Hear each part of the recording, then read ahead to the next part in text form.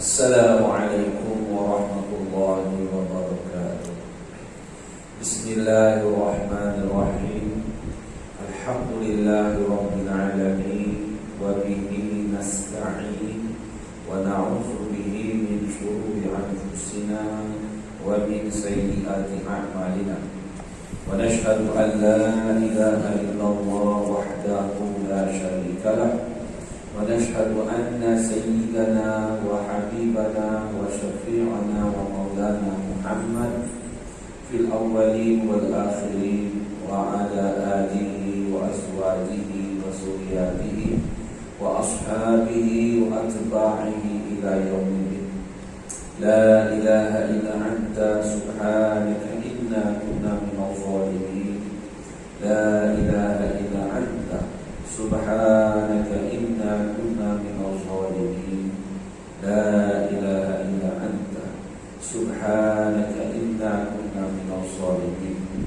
إلهنا أنت مقصودنا ورضاك مطلوبنا. أعطنا محبتك ومعرفتك يا رب.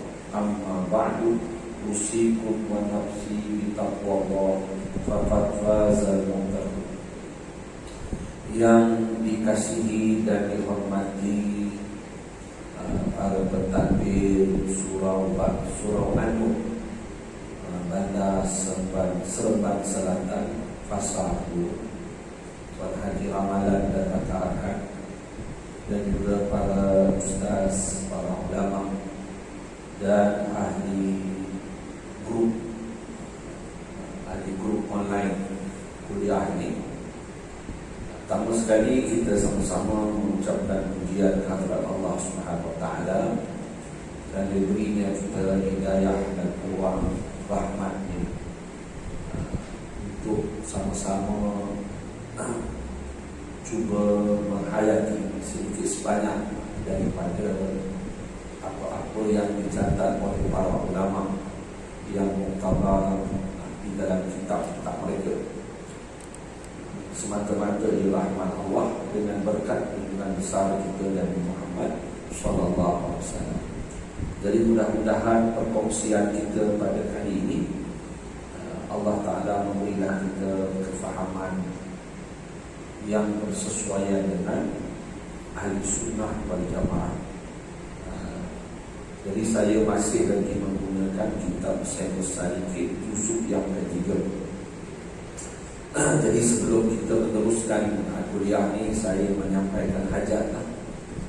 Saya mewakili pengurusi surau dan masyarakatnya. Jadi mereka ini berhasratlah agar ahli yang online, kuliah online ini memberi sumbangan kepada surau mereka untuk mereka mengupgradekan surau dan juga mengupgradekan aktiviti surau mereka dan dia minta supaya kita dapat sharekan kuliah-kuliah, sama ada kuliah saya, kuliah Ustaz Dr. Suhada, Ustaz Khushairi atau Ustaz K, ada satu Ustaz Irwan, Ustaz Irwan dan Tadarrul Quran. Jadi mudah-mudahan ilmu agama ni tersebar luas. Dengan itu kita dapat juga saham di akhirat nanti. Amin. Jadi malam ni sekarang ni kita baca dalam Syaikh Sadiq juzuk ketiga. Qala musannif rahimahullah ta'ala wa nafa'ana bi ulumihi fid darain. Amin. Al-babul awwalu fi bayani ajaibil qalbi. Artinya bab yang pertama pada menyatakan fi bayani, mana fi itu artinya pada, bayani penerangan, menyata atau penerangan. Ajaib ni benda yang ajib, benda yang mengagumkan yang di dalam hati. Jadi apakah perkara yang mengagumkan dalam hati ini? Pandangan mengikut pandangan Ahlussunnah wal Jamaah daripada susunan Imam Al-Ghazali rahimahullah ta'ala Sebab kitab Syarhus Salikin ini ada terjemahan kepada kitab Lugh Ihya Ulumuddin. Ada terjemahan daripada kitab Pagi Ihya Ulumuddin oleh Syekh Abdul Samad Palembang. Walaupun begitu dia ada masukkan juga lain-lain pengarang-pengarang ulama lain-lain yang mendapat dalam kitab ini. Jadi dia kata pengarang rahimahullah taala, sabda Nabi SAW, ala wa inna fi jasad mudghatan idza saluhat saluhal jasadu kullu wa idza fasadal jasadu kullu ala wa hiyal qalb, atau kama qala Nabi SAW. Rawahu Bukhari kitab Iman wa Muslim. Mafhumnya atau artinya perhatian. Jadi Syekh Abu Samad terjemah perhatian ataupun ambil perhatian. Kalau pentinglah bahwasanya di dalam jasad, yakni di dalam tubuh badan anak Adam, tubuh badan kita ni, manusia ni, ada seketul daging. Arab kata mudghah, seketul daging. Apabila baik ia, mana bila baiknya daging tersebut, nescaya baik sekalian badan. Bila baik, kata Rasulullah, baik daging ni, baik sekalian badan. Dan apabila binasa ia, fasadat, binasa atau rosak, daging itu rosak, nescaya ataupun pastilah binasa sekalian badan. Ketahui olehmu, Rasulullah kata, apakah daging tersebut? Iaitu hati, qalbu, bukan kalbu. Ada qalbu, tapi dah kita rumikan dia kalbu. Kalbu ni anjing, kalau qalbu ni hati lah. Hati di sini bukanlah hati ni, hati ni jantung. Hati di kaki ni adalah jantung, bukan hati satu lagi. Kita ada jantung lain, hati lain, kan? Jadi yang dikehendaki ini adalah jantung. Jadi Rasulullah terangkan begitu. Jadi apa ulasan para ulama? Yang nak ulas ni para ulama yang mahir dalam bidang ni. Dia akan kupas lah. Bukan semua orang boleh nak bagi kupasan. Dia ada kelayakan dia. Doktor kan, doktor buat pinggang, dia pakar buat bidang, tentu dia tak bersesuaian untuk memberi ulasan tentang sakit jantung. Bukan bidang dia. Macam kita repair kereta lah. Kereta tu bukan komen tu dia boleh buat alignment, balancing semua. Ada dia boleh komen berkaitan enjin dia, wiring dia tak boleh. Alignment, balancing pun tak boleh. Macam tu juga lah bidang ni. Jadi ulama ramai, tapi cuma tak semua yang mahir dalam ilmu tasawuf, ilmu sufi. Jadi salah seorang ulama yang mahir, jago dalam ilmu tasawuf, Imam Al-Ghazali rahimahullah ta'ala. Salah seorang, ramai lagi lah. Sebab tu dia kata Al-Imam Al-Ghazali rahimahullah ta'ala, faqad tabayyana bihadzal hadith anna al-asla huwa al-qalb wa huwa al-amirul muta'u fi alamil jasadi wal baqiyatu ra'iyatu.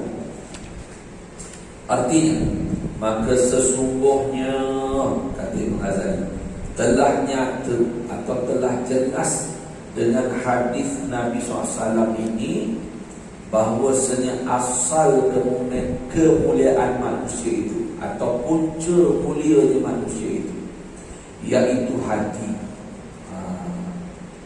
Dan iaitu hati itu seperti raja yang diangkat di dalam alam jasad itu. Dalam alam jasad kita ni, badan kita ni, raja tu hati itu diumpamakan raja. Dan sekalian anggota yang zahir yang tinggal, yakni yang lain daripada hati itu, tangan, telinga, kaki, mulut, hidung, sebagainya, yang itu seperti tenteranya yang mengikut akan dia akan hati tadi. Jadi Imam Ghazali memberi ulasan. jelas pada kita ni mana manusia ni kemuliaannya terletak pada hati. Kemuliaan dia mulianya sebab hati. Sebab iman tu dalam hati. Dan iman ni tasdiqu biqalbi. Hati itu tasdik, mana menerima, membenarkan apa yang Allah dan Rasul sampaikan tentang iman lah. Faham? Okey. Di segi raja yang diangkat alam. Apa arti alam? Kalau nanti yang tauhid kita tahu lah alam ni apa? Alam ni ma siwa Allah. Ma siwa Allah. Perkara yang selain daripada Allah. Mana apa saja perkara, apa saja benda yang bukan Allah, itu dipanggil alam. Syurga, neraka, akhirat, letih, penat, suka, seronok, duka, dosa, pahala, semuanya alam lah. Tapi kalau kita baca surah khabar, dia kata alam ni pencinta alam. Pencinta alam tu dia daripada tumbuh-tumbuhan dan dunia. Itu sebahagian daripada alam. Sebahagian daripada alam. Alam tu alamat. Alamat bahasa Arab, jadi bahasa Melayu tanda. Jadi alam itu adalah satu tanda kewujudan pencipta. Alam itu adalah tanda atau dalil menunjukkan adanya pencipta. Mustahil ada alam itu tak ada siapa buat. Sebab tu panggil alam. Kerana alam itu menunjukkan adanya alam ini mesti ada pencipta. Siapakah pencipta alam yang sebenar? Itulah Allah Subhanahu wa ta'ala. Tentulah yang menjadikan itu bersifat dengan kesempurnaan, maha suci daripada sebarang kekurangan. Okeylah, itu kupasan tentang alam. Alam mimpi, alam pula. Okey. Jadi kita masuk kitab ni balik. Jadi kata Imam Ghazali, hati ni ibarat raja bagi alam jasad. Jadi semua segala-galanya ikut hati. Tangan ikut hati, mata ikut hati, kaki ikut hati. Raja lah. Dan ketahui, dia kata, dan ketahui olehmu hai saudaraku yang menjalani akan tariqah. Tariqah Melayu kecakap tarikat. Tariqah ni perjalanan atau suluk. Kalau ada fiqh dia panggil mazhab. Mazhab Imam Syafi'i, mazhab Imam dalam ilmu tasawuf dia panggil tariqah, perjalanan, jalan. Mana dia kata saudaraku yang menjalani akan tariqah, yang menyampaikan akan ma'rifah akan Allah Ta'ala yang sebenar-benar ma'rifah itu. Bahawasanya adalah ahli sufi memisalkan, memberi perumpamaan ahli sufi akan hati itu seperti raja, dan memisalkan ahli sufi akan badan manusia itu seperti negeri tempat kerajaannya, kerajaan raja tadi. Dan memisalkan ia akan segala anggota yang zahir itu seperti tenteranya. Jadi ahli sufi. Okey, dia kata Imam Ghazali kata, ataupun Syekh Abdul Samad Al-Bani menerangkan, dia kata wahai segalaku yang menjadi akan tariqah, yang menyampaikan akan ma'rifah. Ma'rifah ni kenal Allah Ta'ala yang sebenar-benar ma'rifah itu. Jadi bila kita faham ibarat ni, ada ma'rifah ni banyak peringkat. Cuma kita sekarang ni nak kenal Allah dengan sebenar-benar tahqiq, sebenar-benar pengenalan. Yang itu kena melalui proses tariqah, kena beramal dengan syariat dan tariqah, menuju kepada hakikat dan ma'rifatullah. Kata tuan guru kami, adapun belajar ilmu usuluddin, ilmu tauhid sifat 20, itu dipanggil ma'rifah untuk sementara, permulaan. Permulaan.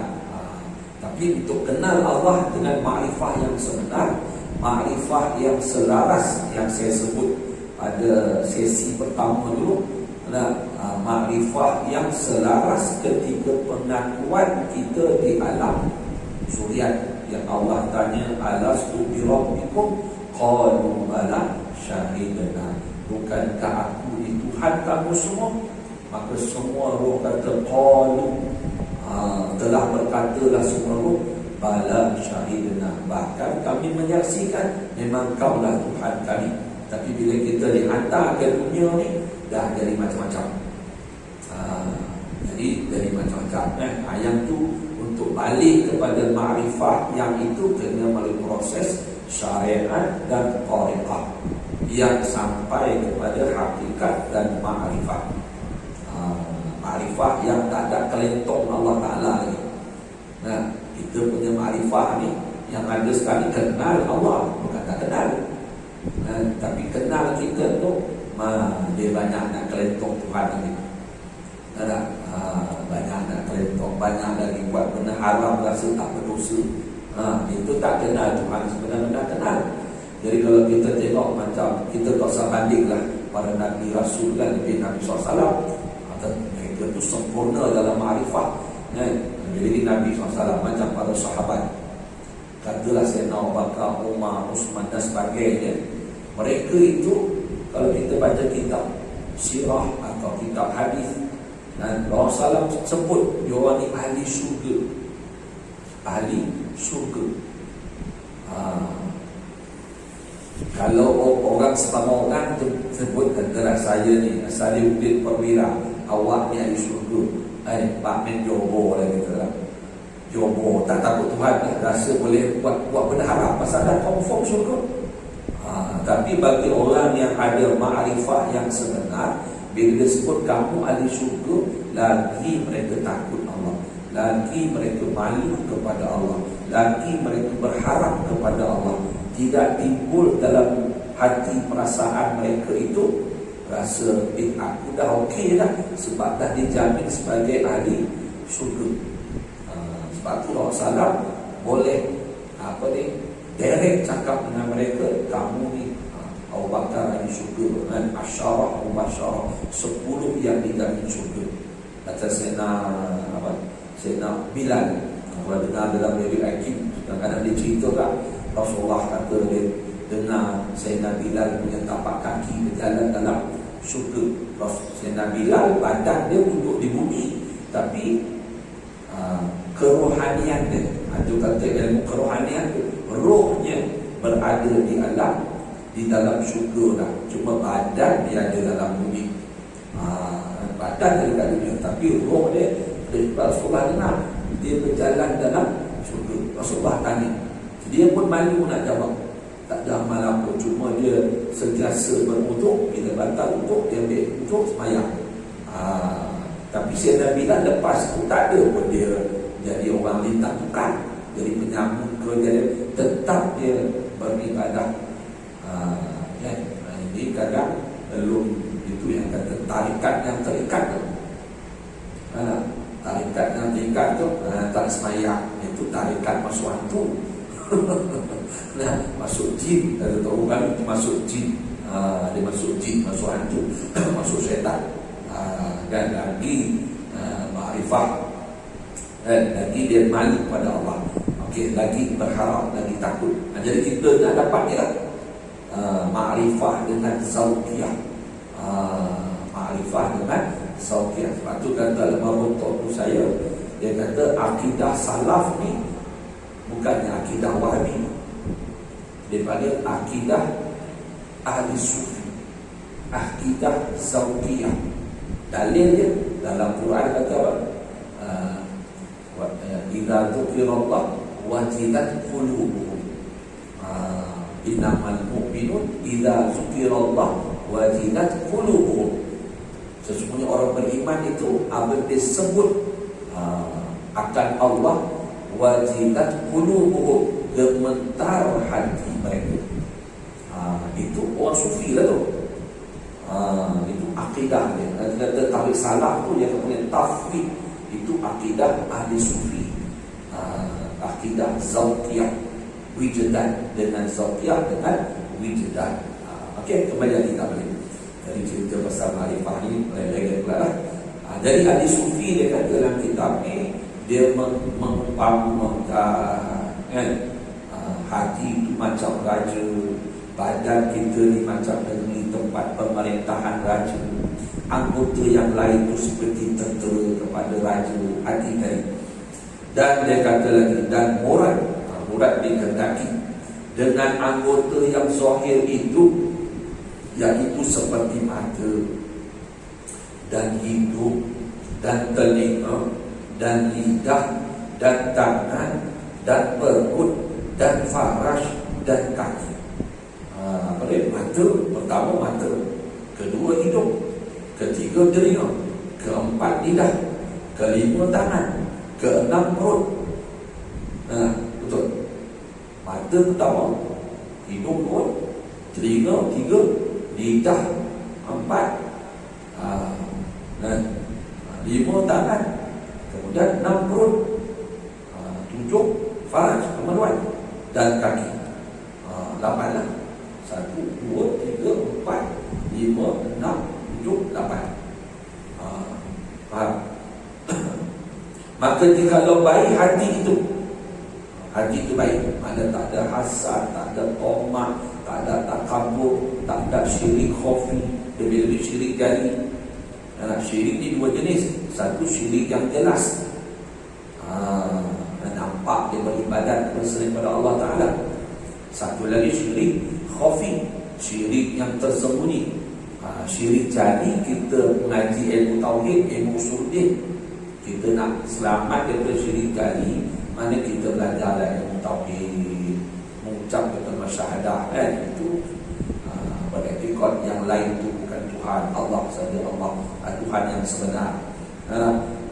Jadi syirik khafi, jadi ilmu tasawuf, dia nak membersihkan daripada syirik yang tersembunyi, syirik yang tak nampak. Okey, saya masuk kita lagi. Dan jikalau baik, dia kata, maka jikalau baik hati itu, mana baik daripada syirik khafi, pada penyakit-penyakit hati, maka baik segala anggota zahir itu. Dan mana baik matanya, baik tangannya, baik kakinya. Maksud baik itu, tangan itu tak benda haram, mata itu tak ada benda haram, pasal hati dia baik. Hati dia tak ada dengki, hati dia takut pada Allah, hati dia rindu pada Rasulullah, kasih dengan Nabi, dan hati dia tak ada sombong. Jadi punca buat jahat ni syirik lah. Kata guru kami, jahat dia yang syirik, syirik khafi tu. Jadi baik itu anggota. Bila baik hati itu, baik anggota zahir. Baik kakinya, kaki dia tak jalan tempat maksiat, tangan dia tak pegang benda maksiat, mata dia tak tengok benda maksiat, mulut dia tak cakap benda yang bukan-bukan, pemikiran dia pun okey. Dan kalau baik anggota yang zahir itu, dan saya sempurna badan itu, mana sempurnalah badan itu berada di atas garisan syariat, garisan thariqah, sempurnalah atas jalan yang kita minta tu. Ihdinas siratal mustaqim, jalan para nabi, rasul, siddiqin, syuhada dan solihin. Bukan sempurna, bukan sempurna tu bermaksud bukan OKU. Ada sahabat Nabi yang betul, tukang azan kan, Ibnu Maktum, dia tu dia azan, dia betul. Amar bin Jamuk, tempat, kan, okey lah. Dan kalau binasa hati itu, rosak hati itu, ada syirik khafi, ada takabur, riak, wujud, perasaan, apa semua tu, tamak, haluka, bakhil dan sebagainya, nescaya binasalah segala badan itu. Binasalah badan tu. Dia terang lagi, dan murad dengan baik hati itu, iaitu mengerjakan taat yang batin dan menjauh akan maksiat yang batin. Yang dikata baik hati itu apa? Iaitu mengerjakan taat yang batin, taat yang dalam hati, dan menjauh maksiat yang batin, maksiat dalam hati. Dan murad dengan baik anggota yang zahir itu, ialah mengerjakan taat yang zahir, kan? Dan menjauh akan maksiat yang zahir. Yang kata baik anggota tu dia buat taat yang zahir dan meninggalkan menjauhi maksiat yang zahir. Yang zahir yang nampak jelas tu. Dan murad dikendaki dengan taat yang batin itu, iaitu segala sifat yang terpujian dan perangai yang baik. Dia kata taat yang batin apa? Dia sifat yang terpuji kan? Sifat mahmudah. Sifat mahmudah, sifat-sifat yang terpuji, sifat yang ada pada Nabi, Rasul dan wali-wali Allah. Itu sifat terpuji tu. Dan perangai yang baik, mana akhlak yang baik, seperti ikhlas di dalam segala ibadah. Semua Nabi-Nabi ikhlas. Lepas tu fardu ain kita ikhlas. Lepas tu wajib kita belajar ilmu tasawuf ni supaya kita dapat menjadi orang yang ikhlas. Dan seperti zuhud. Apa itu zuhud? Iaitu ada sangat gemar kepada dunia. Itu zuhud. Zuhud ni makna hati dia tak terpengaruh dengan dunia. Walaupun dia kaya macam sahabat nama apa? Abdurrahman bin Auf, Sayyidina Uthman, jutawan, bilion, tapi dunia tak ada dalam hati dia. Itu zuhud. Kita ni nampak zuhud, tapi hati nak dunia, nakkan kemegahan, nakkan orang kenal, nakkan glamour. Ada tak zuhud? Walaupun dia nampak macam zuhud, pakai baju macam kambing, tapi hati dia tu masih nakkan dunia. Itu tak kira. Dan seperti warak, warak iaitu meninggalkan segala yang haram dan segala yang syubhat. Yang syubhat ni tak pasti halal atau haram. Yang halal, al-halal bayyinun, halal itu jelas. Wal haram bayyinun, Rasulullah kata lagi, haram itu jelas. Wa ma bainahuma, dan di antara kedua perkara halal dan haram itu umurun mushtabihah. Ada perkara-perkara yang syubhat, ada kesamaran. Nama halal boleh atau haram boleh. La ya'lamunna katsirun minan nas, tidaklah mengetahui akan benda syubhat ni oleh kafir, kebanyakan manusia. Orang awam tak tahu. Jadi warak ni, kalau orang Melayu dia warak ni, dia tengok muka macam muka macam baik, jalan tak bijak semut. Itu warak dia tu. Pakai serban besar, itu warak tak semestinya. Kalau dia nampaknya tapi hatinya ada koma, mulutnya ada mengumpat, ada menyebarkan berita palsu, tak warak. Sebab itu benda haram. Kadang-kadang orang ni dia warak segi makan pergaulan dia tak warak, tak jadi juga. Orang warak dia jaga pergaulannya, dia tak lalai dengan benda-benda yang membawa kepada haram, sebab dia tinggal benda haram dan yang syubhat. Itu kena faham lah tu warak ni. Kadang orang tu karakter dia macam Sayyidina Umar. Sayyidina Umar kan bengkek, orang tanya kata bengkek, tegas. Tengok benda tak betul ni, benda boleh tampar kat situ je. Tapi dia warak, karakter lain. Sebab tu dia kata mengenal wali, mengenal Allah lebih mudah daripada mengenal wali. Sebab Allah ni maha sempurna, wali-wali dia lain. Sayyidina Umar kan keras, galak, tapi dia wali Allah. Orang kita tengok nampak dia semua tak mati tu wali dia tu. Itu silap faham lah. Baiklah, hikmah lah. Hikmah ni bukan lembut. Hikmah ni kalau masa perang dah perang, itu hikmah lah. Masa perang tak nak perang, itu tak hikmah. Faham? Masa lembut dia berlembut, dan sebagainya. Itu kena mengaji lain lah. Nak jelaskan tu supaya kita faham. Dan seperti sabar, itu sifat yang ada pada Nabi-Nabi, wali-wali. Dan syukur, dan tawakal. Sepatutnya kita sebut tawakul. Tawakul sepatutnya lah.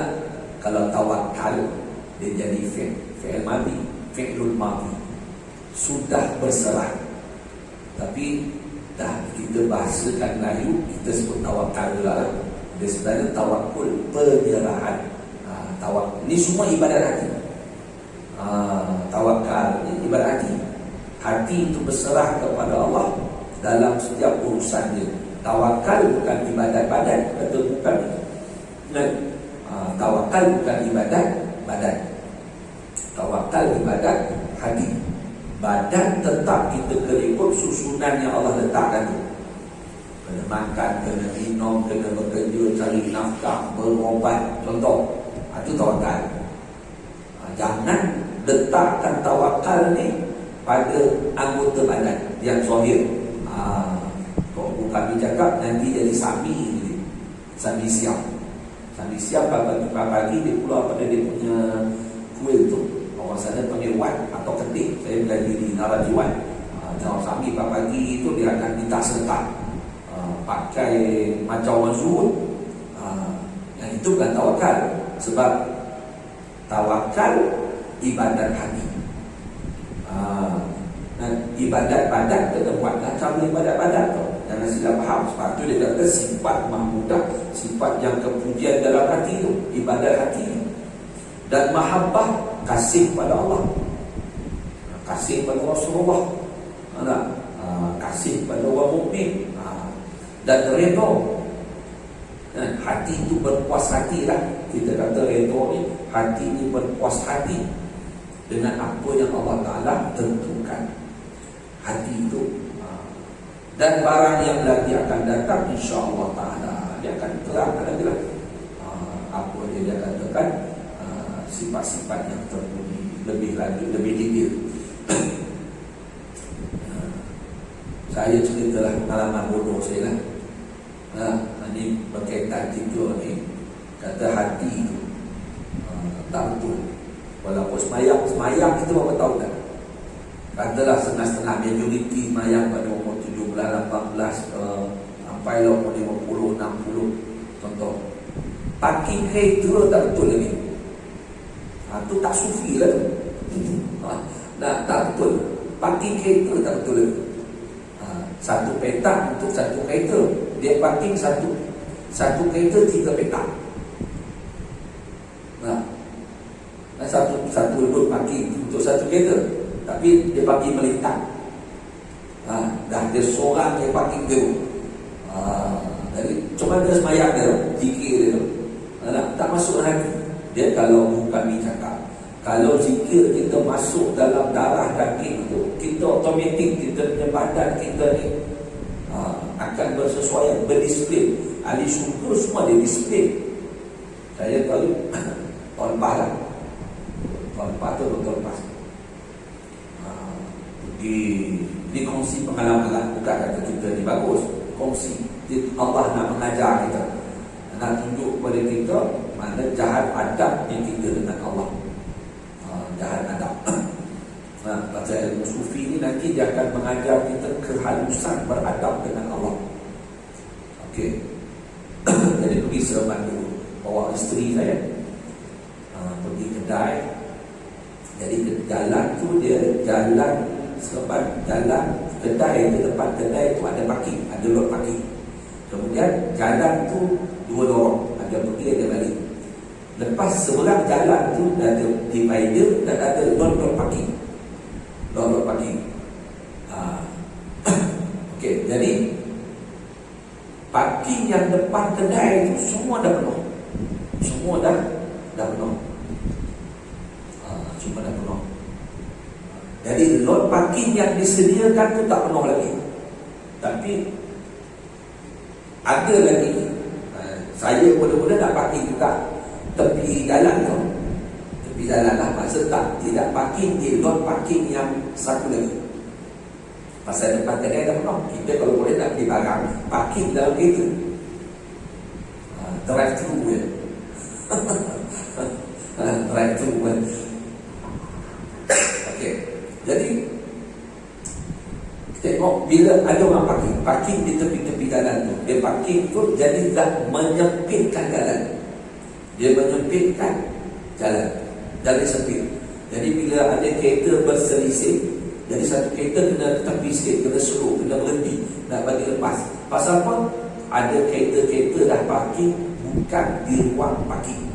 Sedangkan ada ruang-ruang parking yang dah disediakan, dia tak parking situ. Adalah si lebay ke tak lebay ke, parking macam tu. Jadi nak menunjukkan bahawasanya sembahyang kita, puasa kita, buat semuanya tak melahirkan akhlak yang baik. Baru cerita pasal parking. Pasal dia parking tempat tu, dia dah ganggu orang lain. Dia ganggu orang lain punya perjalanan. Itu akhlak, tasawuf akhlak tu. Sedangkan yang mentadbir asli marifah kan, yang mentadbir alam ni Allah Ta'ala. Yang buat parking tu katalah kerajaan buat, tapi hakikat sebenarnya Allah yang mentadbir alam ni. Jadi kenapa tak parking situ? Sebab sobat itu menunjukkan kita sombong dengan pentadbiran Tuhan. Faham tak? Allah yang mentadbir alam, istilah tu parking, kita tak nak. Untuk menyusahkan hamba-hamba makhluk-makhluk Allah yang lain. Sebab tu Tok Guru kami pesan, jangan kacau orang. Kalau buat ibadat masih kacau orang, ibadat tu ataupun dia kata wirid-wirid yang tak sampai ma'rifah, semuanya sampah. Pasal kacau orang. Kacau orang. Ini kita kena banyak sikit lagi lah. Itu satu masa parking kan. Masuklah saya pun, masuklah kita pun. Jadi itu dah ada besar hati kita belum bersih.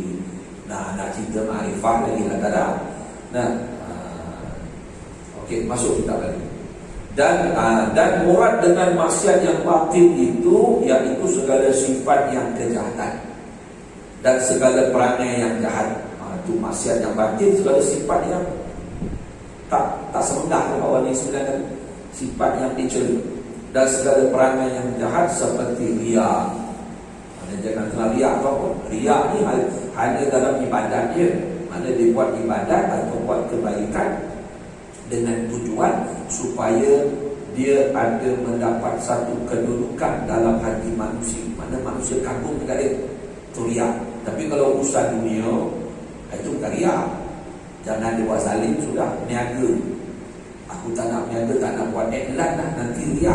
Yang tu bengap tu. Kan? Itu bengap.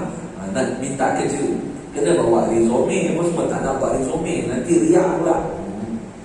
Bila bekerja, tentulah kita kerja tu nak tunjuk kita punya skill yang bagus kepada majikan kita, supaya majikan kita puas hati. Kalau aku tak nak buat kerja betul-betul, nanti riak. Yang tu silap faham lah tu. Yang tu kita tengok dunia Islam hari ini rata-ratanya sudah diperkotak-katik oleh bukan Islam. Sebab akhlak kita tu tak semangat, tak ada disiplin. Tak ada disiplin. Sedangkan Nabi Rasul semuanya berdisiplin. Jadi pasal apa? Kita punya zikir, ibadat kita tu tak masuk main, tak sampai hakikat dan ma'rifah. Itu kan. Itu kelentong banyak. Saya ingat kawan saya ni cerita saya dulu. Saya baca kitab di Majlis Jami Polisi Bulan Subuh. Ada kenal satu meninggal, abang tu pun dia executive Petronas meninggal. Bukan cerita orang, tapi dia cerita pengalaman dia. Cerita pengalaman dia, kerja di Sudan. Kerja di Sudan. Orang Sudan ni dia kata gaji macam Quran. Semayang dia dalam. Kalau kita orang Melayu nak semayang, mesti cek surau, sebab dia semayang macam Arab kan. Dia boleh semayang tepi jalan, tepi sungai, dia duduk. Jadi kita tak ada surau, tak ada masjid, payah nak semayang. Okeylah, satu sudutnya betul, okey. Baik pada orang Melayu lah. Tapi disiplin kerja tak ada. Dia kata kita minta dia kerja, buat kerja. Kerja tu sebenarnya tak sampai satu hari boleh siap pun. Ustaz dia kata tak ada tu hari. Kita sebut insyaAllah aku buat. Tengok tak buat. Besok tanya kerja aku buat, yang aku suruh buat tu dah siap belum? Oh insyaAllah aku buat hari ni. Dan sampai dekat seminggu tu insyaAllah. Dah kita pun mengang tu lah. Pasal kerja tu saya marah dia begitu lah. Saya marah dia. Kau ni kenapa dia kerja tu sepatutnya dalam tak sampai 1 hari boleh siap. Kau insya-Allah, aku dia kata kau insya-Allah. Dalam kata Sudan ni, aku bukan Tuhan, boleh buat kerja on the spot, dia kata. Kau ajar Tuhan. Itu kata jahat Adam. Jadi mana semayang dia, mana baca Quran dia. Mana Quran yang dia baca, semayang yang dia buat itu tidak melahirkan akhlak yang baik. Lepas tu dia salahkan Allah pula. Aku bukan Tuhan, dia kata. Ini silap konsep. Sebab itu kita masuklah saya pun kan kita banyak kelemahan. Dan sedangkan saya ni berceramah lah, tak apalah. Kan dalam hadis cerita Nabi Musa, ada riwayat satu Nabi Musa, satu Sayyidina Ali. Dua-duanya cerita yang Nabi Musa dia alaihissalam minta pada Allah sesuatu amalan yang orang lain tak sebut, orang dulu, orang sekarang, dia seorang dia dapat buat. Allah suruh dia sebut la ilaha illallah. Dia kata Allah ni semua orang sebut dia. Dia nak yang lain. Mereka cerita mafhum hadis, Allah kata kalau kau ambil satu timbangan, yang timbangan tu ada 2 piring tu lah, yang sebelah kanan letak la Allah, sebelah kiri letak 7 langit dan bumi dan segala isinya, mafhum hadis, berat lagi la ilaha illallah. Sayyidina Ali pun dia minta sesuatu amalan Rasulullah yang spesial. Rasulullah suruh sebut la ilaha illallah. Dia kata Rasulullah tu, dia kata boleh membuat. Rasulullah pun cerita berat lagi Allah kalau bandingkan langit dan bumi. Maknanya kalau betul-betul kita ni ahli la ilaha illallah, berzikir Allah yang betul-betul masuk dalam darah daging kita, maka pemikiran kita, perwatakan kita, dan gerak-geri kita mengatasi langit dan bumi. Macam saya dah bilang, saya sebut tadi kan, badannya di bumi tapi kerohaniannya di syurga.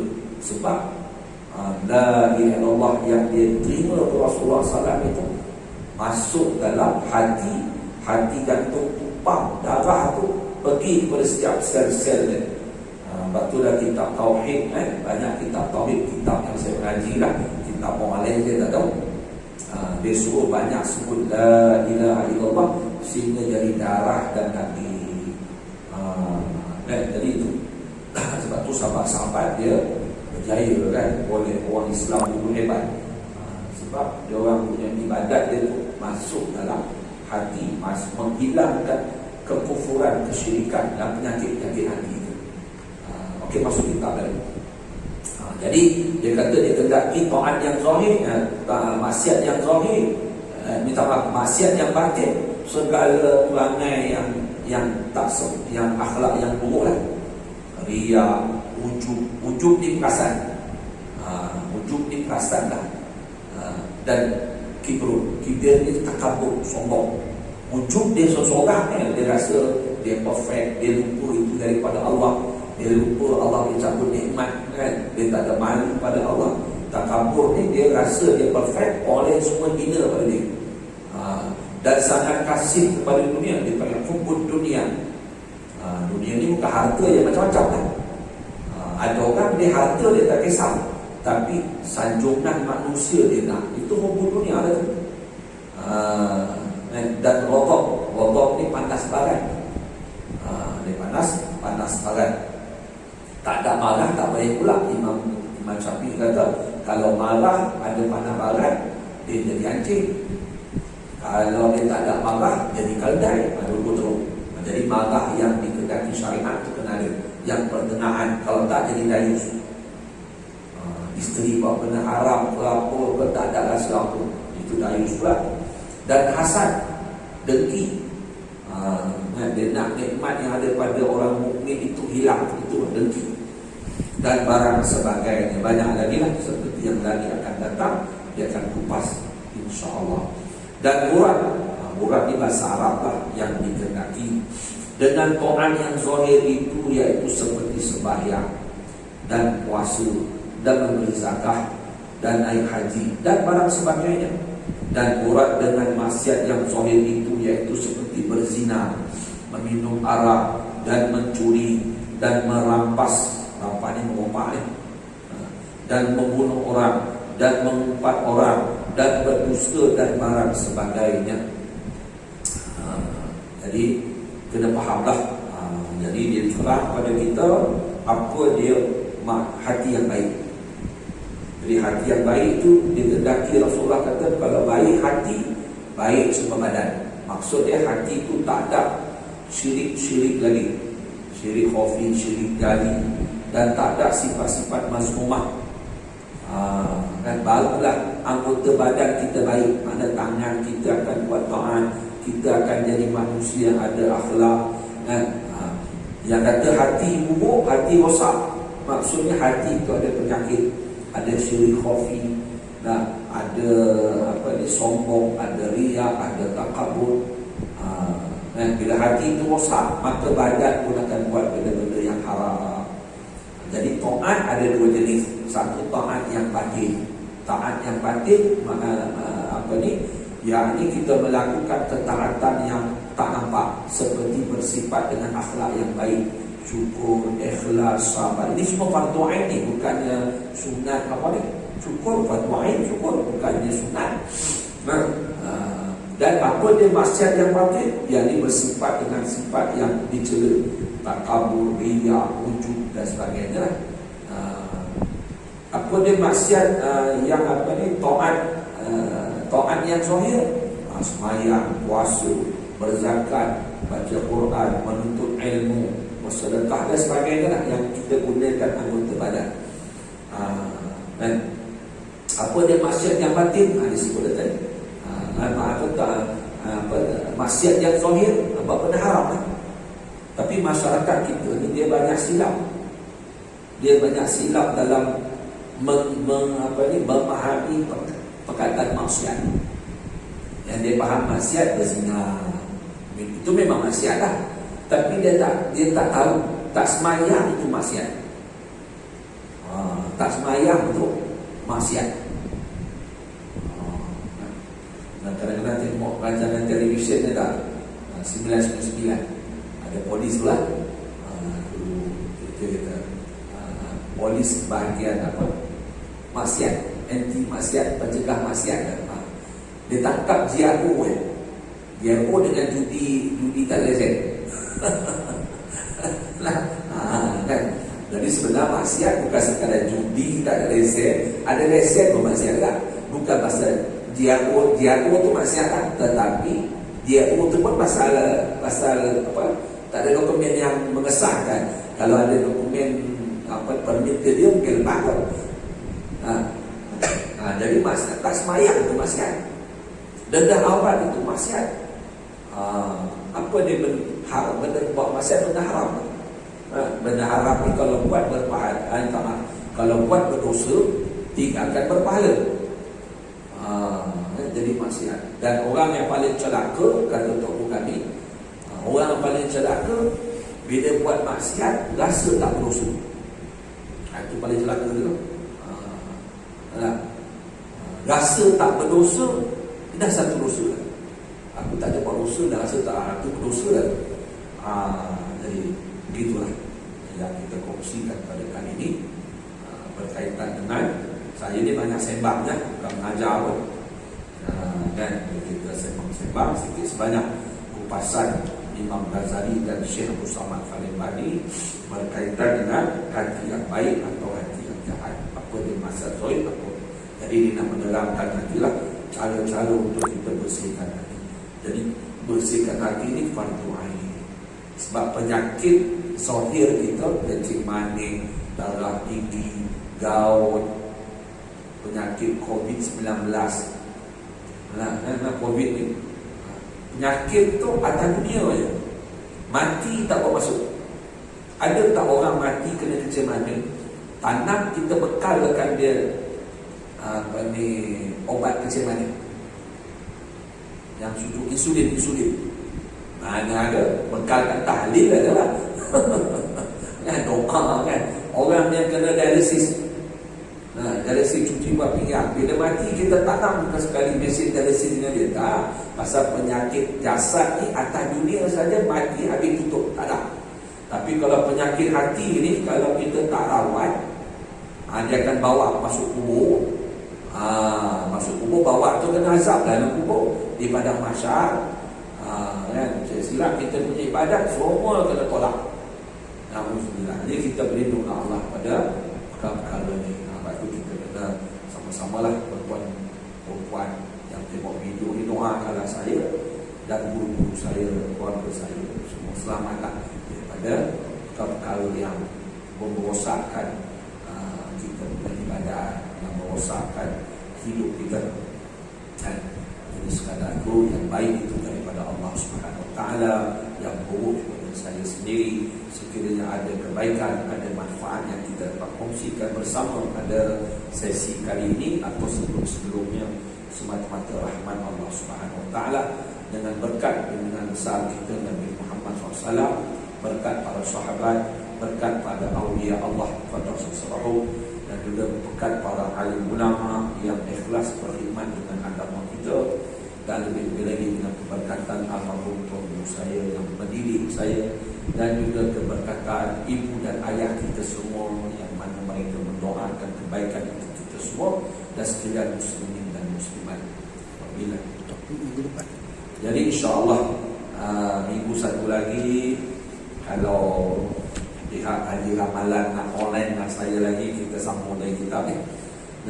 Jadi topik minggu depan tu dia masih lagi berkisar dengan cara-cara lah, dan nanti dia akan buat soal jawab sikit, apakah cara untuk kita membaikkan hati.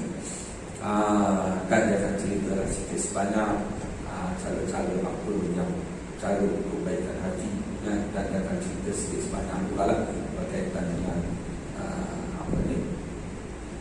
hati lagi lah, tapi lebih kepada cara nak baik hati. InsyaAllah mudah-mudahan kita dapat baikkan. Wabillahi taufiq wal hidayah. Wassalamualaikum warahmatullahi wabarakatuh.